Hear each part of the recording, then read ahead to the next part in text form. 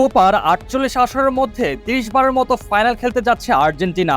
স্বাভাবিকভাবেই এবারের কোপা আমেরিকায়ও তারা হট ফেভারিট হিসেবে যাত্রা শুরু করেছিল, যদিও এখন পর্যন্ত খুব একটা বড় পরীক্ষায় পড়তে হয়নি লিওনেল স্কলানির দলটি। তবে ফাইনালে তাদের চ্যালেঞ্জ মোকাবেলা করতে হতে পারে কলম্বিয়ার বিপক্ষে। কিন্তু বিশ্ব চ্যাম্পিয়নরা বড় ম্যাচেই হয়তো নিজেদের পুরো ফর্ম ঢেলে দিবে। কোপায় সর্বোচ্চ সংখ্যক চ্যাম্পিয়ন আর্জেন্টিনা, যদিও তাদের সেই শীর্ষস্থান ভাগাভাগি করতে হচ্ছে উরুগুয়ের সঙ্গে, কারণ দুই দলই সমান সংখ্যক ১৫ বার করে মহাদেশীয় শ্রেষ্ঠত্বের আসরে চ্যাম্পিয়ন হয়েছে। লিওনেল মেসিদের পূর্বসূরি ও বর্তমান প্রজন্ম মিলিয়ে আকাশি সাদা জার্সিধারীরা যেমন সাফল্য পেয়েছে, তেমনি প্রায় সমান সংখ্যকবার হৃদয়ও ভেঙেছে ফাইনালে। তবে এবার মেসি, আনহেল ডি মারিয়াদের সামনে কোপার সর্বাধিক শিরোপা জয়ের বড় সুযোগ হাতছানি দিচ্ছে। সব মিলিয়ে আর্জেন্টিনা এর আগে ফাইনাল খেলেছে ২৯ বার, এর মধ্যে ১৫ বার চ্যাম্পিয়ন এবং বাকি ১৪ বার তাদের ফিরতে হয়েছিল রানার আপ হয়ে।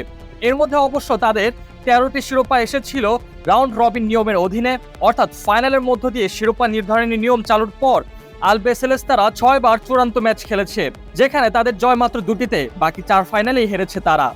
ফাইনালের নিয়ম চালুর পর আর্জেন্টিনা প্রথম চূড়ান্ত পর্বে উঠেছিল ১৯৯৩ আসরে। প্রথমবার ফাইনালে উঠেই তারা শেষ হাসি হাসে। শিরোপা নির্ধারণী ম্যাচে মেক্সিকোর বিপক্ষে আকাশি সাদা জার্সিধারীরা ২-১ গোলে জেতে। এরপর টানা ২৮ বছর তাদের শিরোপা খরায় ভুগতে হয়। ৩ বারের বিশ্ব চ্যাম্পিয়নদের সেই খরার অবসান ঘটে আরেকটি কোপা আমেরিকা দিয়েই। ২০২১ সালে অনুষ্ঠিত সর্বশেষ আসরে ফাইনালে চিরপ্রতিদ্বন্দ্বী ব্রাজিলকে তাদের মাটিতে ২-১ গোলে হারিয়ে উল্লাসে মাতে আর্জেন্টিনা। এর আগে মাঝে ৪ বার ফাইনালে উঠলেও তাদের শিরোপা জেতা হয়নি। ২০০৪ এবং ২০০৭ সালে অনুষ্ঠিত কোপার ২ ফাইনালে পরপর ব্রাজিলের কাছে হেরে হৃদয় ভাঙে আর্জেন্টিনার। এরপর ২০১৫ ও ২০১৬ আসরেও আর্জেন্টিনাকে ভীষণ আক্ষেপে পড়তে হয়েছে।